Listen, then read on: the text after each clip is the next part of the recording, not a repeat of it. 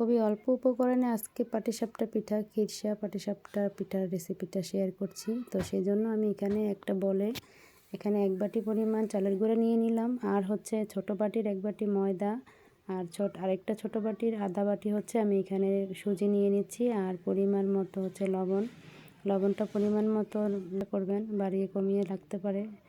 আর এখানে আমি হচ্ছে গুড়টা হচ্ছে খেজুরের গুড়টা আমি একটু হালকা কুসুম আর কি গলিয়ে আর কি ঠান্ডা করে নিয়েছি, যেন আঙুল চোবানো যায় এরকম।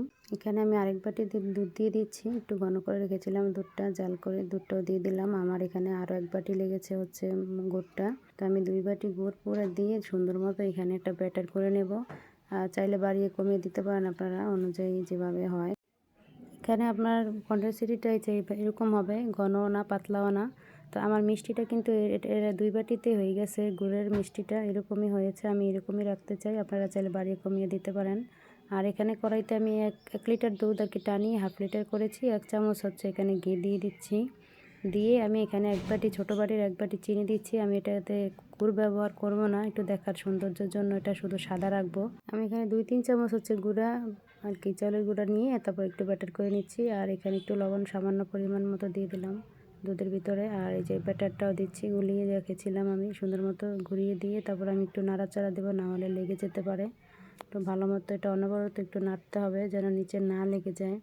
এটা আস্তে আস্তে ঘন হয়ে আসবে এই জন্য। তো এখানে একটু ঘন হয়ে আসার পরে আমি 1 বাটি পরিমাণ নারকেল দিয়ে দিচ্ছি, নারকেল কোরানো, এটা টেস্টটা ভালো আসবে।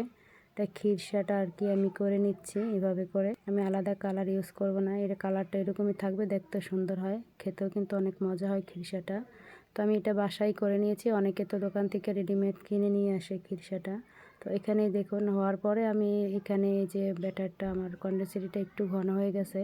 তো আমি এখানে একটু দুধ দিয়ে একটু পাতলা করে নিয়েছি। এখানে ফ্রাই প্যানে আমি সামান্য পরিমাণ হচ্ছে একটু তেল দিয়ে এখানে টিস্যু দিয়ে একটু মুছে নিচ্ছি, যেহেতু যদি লেগে লেগে আসে এই জন্য একটু যেন লেগে না আসে।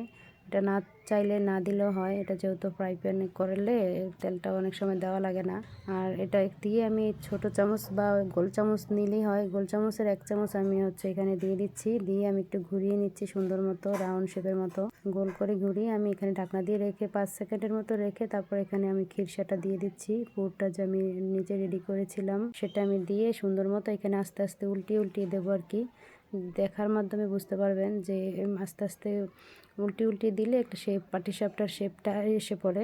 এই যে দেখুন আমি শেপ দিয়ে দিচ্ছি পাটিসাপটার। এটা কিন্তু খুবই সহজ, যারা পারে তারা তো অনেক জানে যে কীভাবে দিতে হয়, যারা নতুন আছেন তারা অবশ্যই দেখার মাধ্যমে বুঝে নেবেন। এই যে দেখুন আমি সবগুলি পাটিসাপটা এক এক করে বানিয়ে ফেলেছি। আর আমার কথার মাধ্যমে যদি কোনো ভুল ত্রুটি হয়ে থাকে অবশ্যই ক্ষমার দৃষ্টিতে দেখবেন। আর এই হচ্ছে দেখুন ভিতরে পুরটা কি সুন্দর হয়েছে। তো সবাই ভালো থাকবেন, আজকের ভিডিওটি এই পর্যন্তই, আল্লাহ হাফেজ।